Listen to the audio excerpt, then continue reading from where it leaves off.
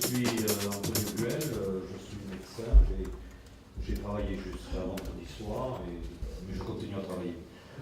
Donc je suis à la retraite, j'étais neuropsychiatre dans les hôpitaux de Toulouse, desquels j'ai démissionné en 1985 pour intégrer le CNES, le Centre national d'études spatiales, avec deux périodes dans ma vie. La première m'occupait de toute la politique de mise en place en France et en Europe du corps des cosmonautes qui aujourd'hui est européen. Donc ça c'est une première période. Et la deuxième période depuis 2002 à peu près, de m'occuper de tout ce qui était transfert de technologie, création d'entreprises, innovation, valorisation au Centre national d'études spatiales, donc à la direction des programmes de Paris, avec un appui. Alors, Il faut que tu passes. il faut que je sois en face. Ah, c'est bon, impeccable. Ah bon, parce que tout à l'heure, on m'a dit qu'il fallait que je sois en haut. Donc, voilà. Donc, alors, je vais vous parler. Donc, le programme de cet après-midi, Thierry Le Guen, est-ce que tu laisses passer M. Astruc, qui a le train qui passe une fois par mois ici? C'est pire que le train de Cayenne à Saint-Laurent-du-Maroni. Donc, M. Astruc, qui ne figure pas sur le programme, parlera de télépsychiatrie, de son expérience en télépsychiatrie, et nous dira ce qu'il fait. Je pense que c'est très très intéressant et très original. Ensuite, Thierry Le Guen de Cayenne nous parlera du premier réseau médical de télémédecine dont il a bénéficié grâce au travail ardu de notre ami, les voisins d'Albi et Olivier Tournevise. Donc c'est un réseau de télémédecine qui aujourd'hui est opérationnel, qui est validé par les ARS, enfin l'ARS de Cayenne, et qui sert de référence à peu près à chaque fois qu'il y a un rapport à un ministre de la Santé, ou à un Premier ministre, ou à un président de la République, c'est-à-dire tous les 4 à 5 ans, sur la télémédecine. Donc ce réseau est vraiment un réseau qui aujourd'hui est opérationnel. Nathalie Ribeiro n'est pas là pour des raisons personnelles, donc je ferai sa présentation sur un outil qui a été développé en Midi-Pyrénées, sur financement de la région Midi-Pyrénées et financement du CNES, qui s'appelle Diabsat, diabétologie diabète par satellite, comme vous voulez. Et ensuite, on va attaquer les petites bêtes, qui sont adorables. Donc c'est Cécile Vignol, qui est adorable, elle est ariégeoise. C'est Vanessa, qui est adorable et bordelaise. Et c'est Yves Tour, qui est toulonnais, mais américain. Donc j'espère, Yves, que tu parleras cette fois-ci en français. Tu ne nous fais pas le coup du Toulouse Space Show, tu nous as cassé les gneugneux en parlant anglais. Même pas en anglais, en américain, avec l'accent de Toulon. Oui, ce qui était doublement incompréhensible.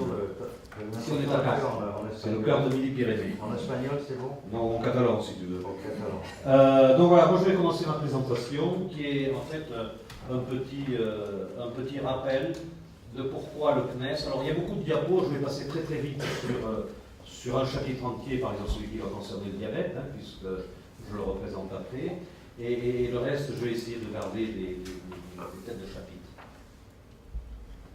Alors,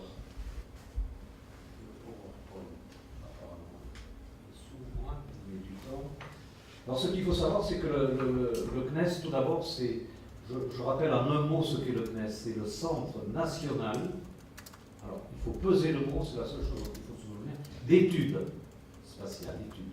On fait des études, on ne fait pas de la recherche. Le CNES n'est pas un organisme de recherche. Et dans les études, il y a plusieurs types d'approches. Il y a des approches sur les fusées, il y a des approches sur les satellites, et il y a des approches sur les applications des satellites. Et cette approche finale sur les applications des satellites, c'est une approche qui est très récente, qui a été souvent alors je ne sais pas pourquoi il écrit contact du serveur en cours de... Est-ce que quelqu'un sait pourquoi il a écrit ça?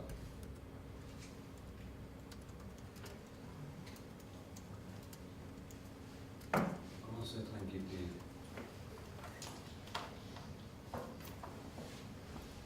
Je ne sais pas ce qui se passe. Il n'y a pas de technicien là, monsieur informatique quelque part. Monsieur informatique. Un qui sache bidouiller. Donc le CNES s'intéresse aux applications sociétales des satellites. Donc je vais faire ça sans diapo pour l'instant. Les applications sociétales des satellites, il faut savoir qu'il y a trois grandes familles de satellites. Ce qu'on appelle les satellites d'observation de la Terre. Ça y est, il est mauvais. Vous êtes la Vierge Marie. Vous êtes de Lourdes? On le dit souvent, non. Ah, on vous le dit souvent.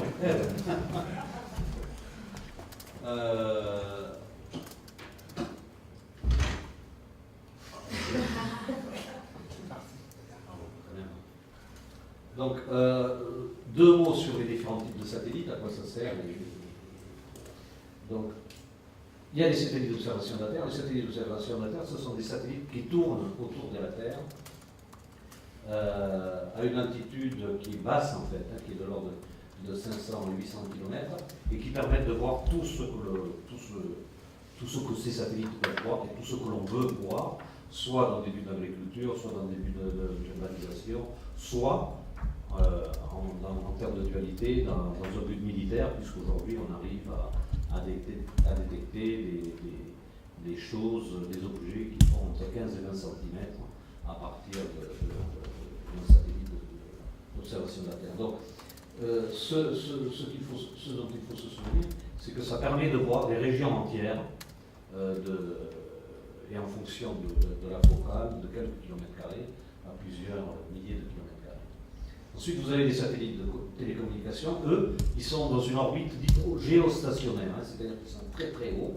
Ils sont à 36 000 km au-dessus de l'équateur et ils tournent à la même vitesse que la Terre, ces satellites.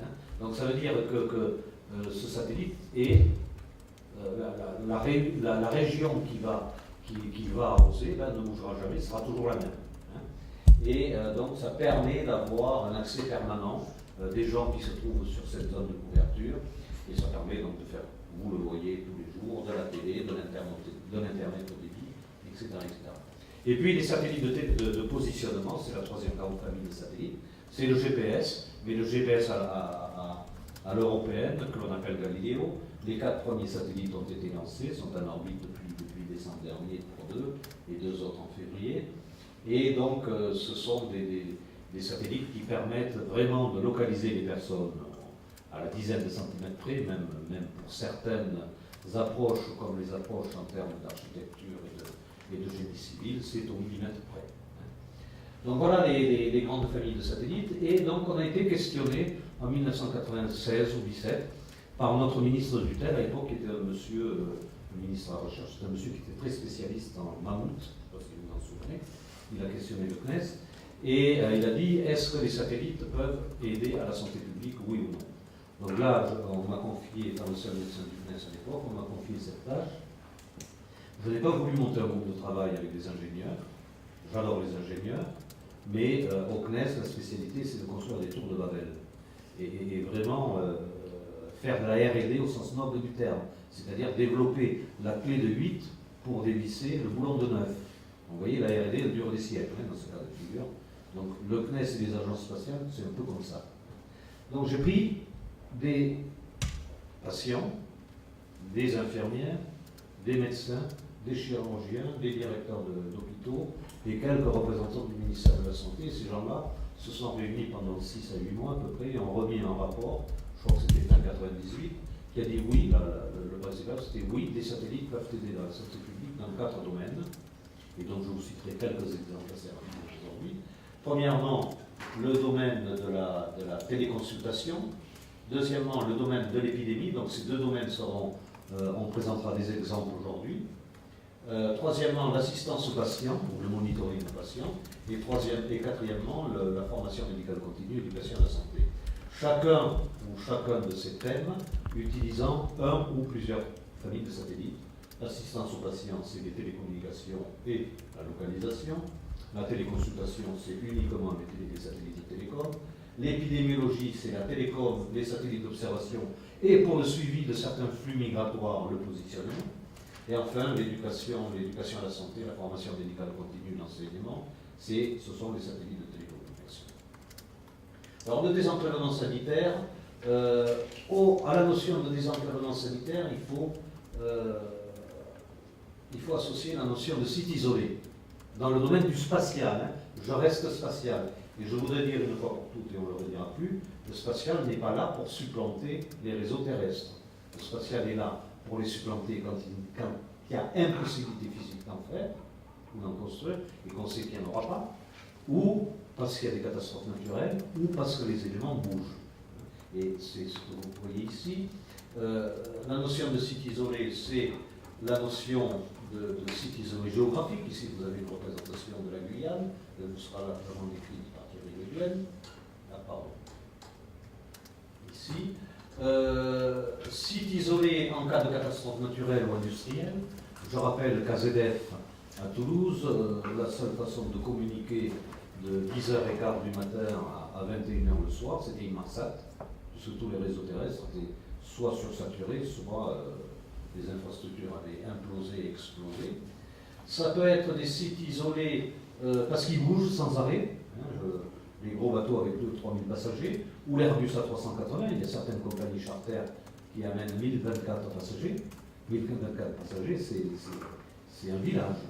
Et dans un village, dans une journée d'un village, il y a des actes médicaux à faire, c'est humain. Et donc il y a des problèmes de santé. Et puis le dernier, qui est très récent, que l'on trouve aujourd'hui de plus en plus, c'est la paupérisation des professionnels de santé, que ce soit des médecins ou des infirmières. Et vous verrez, on retrouvera cette image tout à l'heure. Le principe de la téléconsultation, c'est très simple, c'est un patient qui est malade, enfin un malade, à côté duquel il va y avoir un médecin ou pas de médecin, ou une infirmière, ou un officier de santé, ou un chef de village, comme certains villages en Amazonie ou dans certaines contrées africaines. Ce médecin, cette personne qui est à côté du malade, aura été formé à utiliser des appareils médicaux, à les brancher sur un ordinateur, et cet ordinateur enverra ces données vers un centre de santé, vers un hôpital via satellite, et vous verrez la démonstration tout à l'heure par Thierry Le Guen. Et ce médecin qui est au bout, à l'hôpital central, au centre de santé ou au cabinet médical, va émettre un diagnostic et une conduite à tenir, thérapeutique, ou l'envoi d'un hélicoptère pour une évacuation sanitaire, etc. Alors rapidement, donc ça tu connais, et Thierry va nous en reparler, c'est le déploiement en Guyane, avec des outils simples de télémédecine qui ont été à l'époque conçus et développés par le MEDES, par Olivier Tournevis et son équipe. Le principe de la téléconsultation, on y reviendra tout à l'heure, donc le site isolé, l'envoi de données, la réception dans un hôpital, et donc voilà le type de données qui sont extrêmement de bonne qualité et qui permettent d'éviter beaucoup de choses. Ça peut aller, c'est pas la planète Mars, hein, c'est un fond d'œil pour ceux qui ne sont pas initiés à la médecine.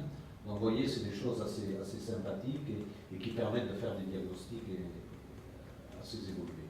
Donc les avantages des satellites télécom, aujourd'hui c'est un moyen idéal pour la transmission d'informations sur des aires isolées et étendues, et surtout pour lesquelles il n'y aura pas dans les années à venir, ou des dizaines d'années à venir, d'infrastructures sol. Il y a une mise en œuvre extrêmement rapide, et quand il n'y a pas de problème avec les opérateurs, c'est-à-dire les gens à qui on loue les bandes passantes, qui sont les gros opérateurs satellitaires, et bien 100% de la capacité de couverture sont disponibles dès la mise en service. C'est universel, c'est accessible partout. En termes d'infrastructure terrestre, il ne faut pratiquement rien. Le satellite lui-même est indépendant de l'infrastructure terrestre, et puis c'est fiable 100%. Alors ça, c'est une diapo qu'on avait faite avec Thierry Le Guen il y a quelques années. Ce n'est pas la peine de la regarder parce qu'il va venir avec des vrais chiffres. Ça, je ne dis pas qu'ils étaient faux, mais à l'époque, c'était les chiffres à l'issue de 3 ou 4 ans d'exploitation de son réseau. Aujourd'hui, Thierry Le Guen va nous présenter quand même 12 ans ou 10 ans d'exploitation de ce réseau. L'approche Guyane a été faite à l'île de la Réunion, parce que là-bas aussi, il y a des sites isolés, notamment les cirques. Le cirque de Mafate, il y a 700 personnes qui vivent à l'intérieur du site. Et après 16 heures, de 16 heures à 8 heures du matin, il n'y a plus d'hélicoptère. Donc s'il y a un problème sanitaire, un problème de santé publique, on monte à pied pendant 7 heures, on redescend à pied pendant 4 heures. Donc il vaut mieux qu'il y ait quelques personnes qui soient à même d'effectuer des gestes très simples pour éviter tout ce pataquès. Donc la Réunion, l'Antarctique aussi, je crois que c'est une des premières œuvres d'Olivier, hein, quand j'étais tout petit. Il n'était pas en Antarctique, mais presque. L'exemple de transmission de tests d'effort, hein, notamment via le service de santé des armées à Toulon. On a essayé d'implémenter dans le cadre de la protection mère-enfant un réseau de télémédecine au Sénégal. Pour des raisons purement politiques, on a été obligé d'abandonner. Donc de l'échographie obstétricale, je pense que tu en diras un mot peut-être tout à l'heure, Thierry. Téléconsultation au Cambodge a consisté à faire des lames d'anapathe et les envoyer pour analyse à Reims. Donc, voilà un type d'images microscopiques qui sont de très bonne qualité à partir du moment. Et il ne faut pas du 10 mégabits pour transmettre ces données, hein, avec du 512 ou voire même du 256 kbits, c'est suffisant. Alors là, je passe carrément, parce que je ferai la présentation de Nathalie tout à l'heure. Les essais en vol pour la médecine aéronautique, hein, je parlais de médecine aéronautique, donc le MEDES à l'époque a effectué toute une série de vols sur A340 de démonstration, si ma mémoire est bonne. Je crois que c'était 6 ou 12 vols ou 6. Enfin, certains du MEDES ont fait 6 ou 12 fois le tour du monde en 3 mois. Pourquoi le transport aérien? Le transport aérien, c'est 2 milliards de passagers. Chaque passager fait en moyenne 2000 km, ce qui est beaucoup. Il y a un incident médical par 20 000 passagers, ce qui est important et significatif. Il y a un déroutement pour des raisons de santé pour 1 million de passagers, ce qui est... Donc il y a quand même beaucoup de déroutements. Par contre, si on prend les données d'Air France, 35% de ces déroutements, a posteriori, hein, c'est facile à dire, mais a posteriori n'étaient pas justifiés sur le plan médical. Exemple, un Paris-Rio qui a été détourné à Bordeaux pour une douleur à type d'angine de poitrine ou d'infarctus du myocarde chez une jeune femme de 22 ans, et qui en fait, il n'y avait pas de médecin à bord, il n'y avait pas d'infirmière, il n'y avait personne, ils ont dérouté sur Bordeaux pour que l'avion partait de Paris, donc vidé de kérosène, etc. En fait, la personne avait une bulle d'air coincée dans l'estomac. Donc alors, si on avait eu un électrocardiogramme avec une photographie de la jeune femme et quelques points clés à l'interrogatoire, on se serait rendu compte que ce n'était pas la peine de la dérouter.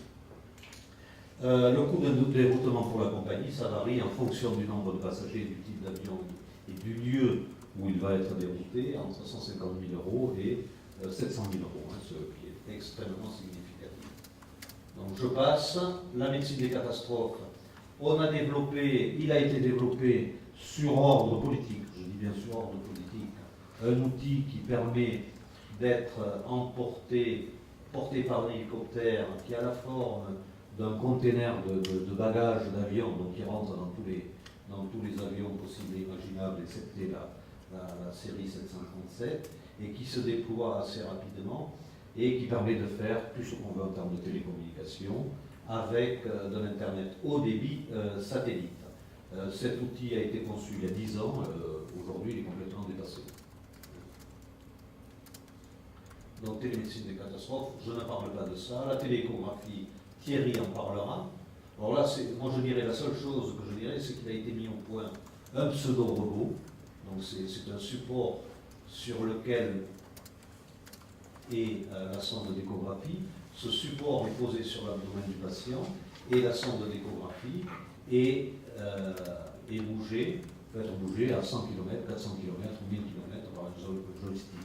Lui est en tatou, dans le cas précis. Cette personne, je ne sais pas, peut-être il est la pièce à côté, mais il est censé être au bout du monde.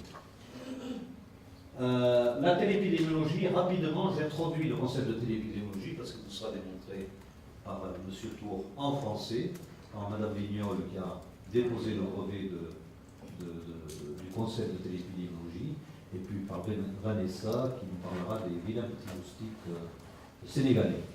Donc la télépidémiologie, la seule chose qu'il faut retenir, c'est essayer de prévoir, d'une part, et de suivre un certain nombre d'épidémies, de maladies transmissibles à l'homme ou à l'homme et à l'animal,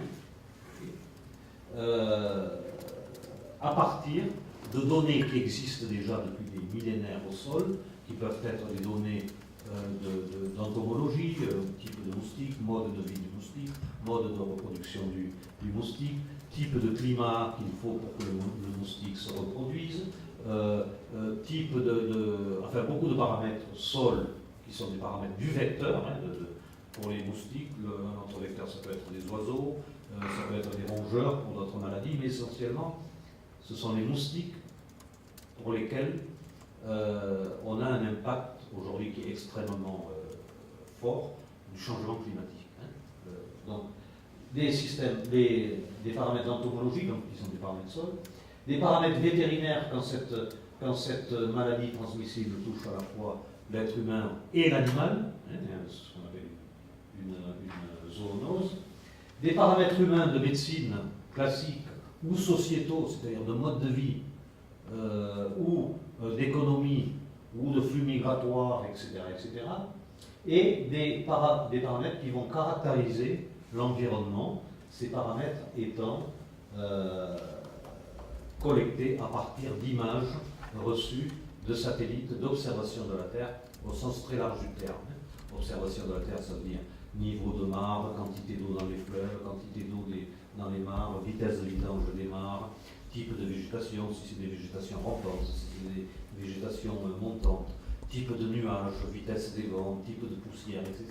Tout ceci intervient et en mélangeant toutes ces données, qu'elles soient sol, qu'elles soient spatiales, eh bien on arrive à déterminer une carte à risque de survenue de tel ou tel type de pathologie. Alors, c'est essentiellement 4 grands types de pathologies.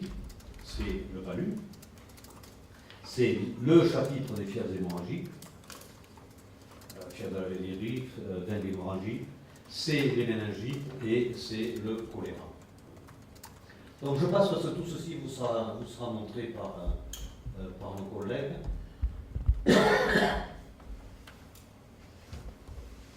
Téléenseignement, téléformation. Alors là, je vous montre que ce truc-là, cette diapo, c'est très simple. Le téléenseignement, la téléinformation, c'est le principe de la télévision. Je suis dans un studio, je vais enseigner, je vais faire un cours, et ce cours, grâce à l'opérateur satellitaire, pourra être retransmis dans 50 classes différentes, dans 10 000 foyers différents, dans 100 000 foyers. C'est comme quand on voit entre guillemets, un match de football, l'Espagne contre l'Italie en direct via satellite. Donc l'avantage du satellite, c'est que ça ne mobilise pas trop de ressources et ça permet d'inonder qui l'on veut. Alors, on peut le faire pour l'enseignement de la médecine, on peut le faire pour l'enseignement des paramédicaux. Donc il y a des réseaux qui ont été mis au point, à peu près dans toutes les capitales d'Afrique francophone, à partir de l'université de Paris et du centre hospitalier Georges Pompidou à Paris, à partir d'autres universités, par exemple Toulouse est extrêmement liée, l'université Paul Sabatier est extrêmement liée avec les universités indiennes dans le domaine des sciences et plus spécifiquement dans le domaine de l'enseignement des mathématiques, si ma mémoire est bonne.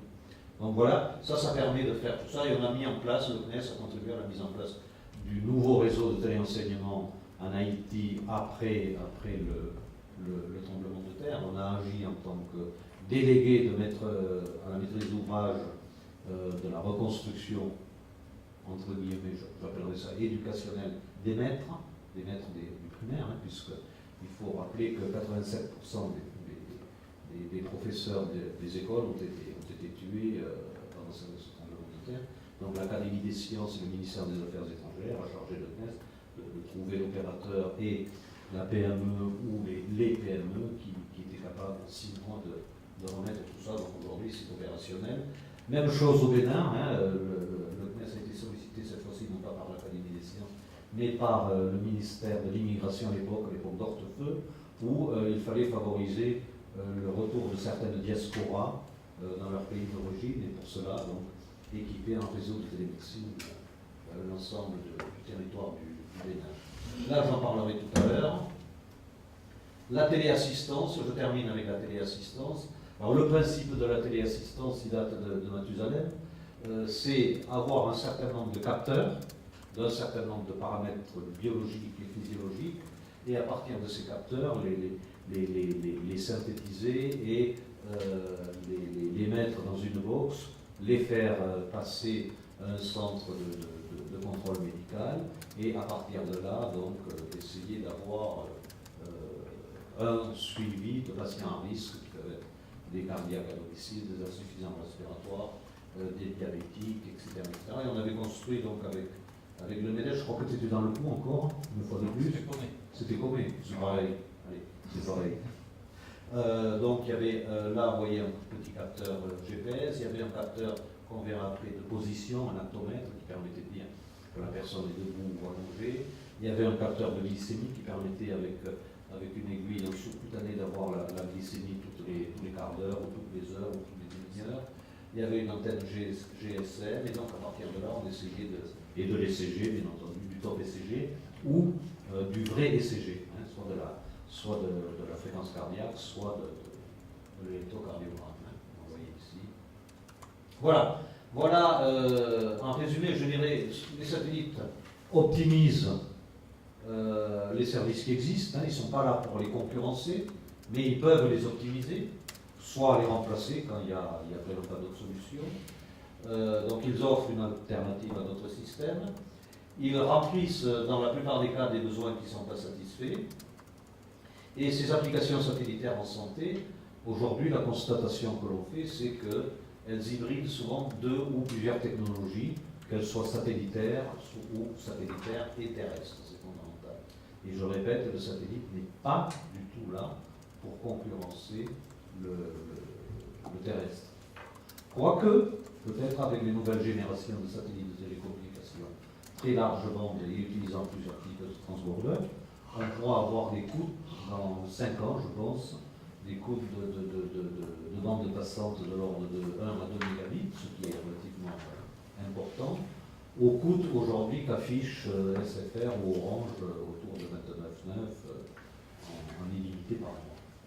Ça c'est un pari à prendre, je crois que ce sera la réalité. Donc ces satellites, ces applications sont, je disais, couplées à des technologies classiques non satellitaires. Les usages, ce sont les professionnels pour accroître la sécurité, la rentabilité, la qualité de tel type de service, et les personnes pour améliorer leur confort, développer l'utilité et s'insérer en douceur dans le paysage urbain.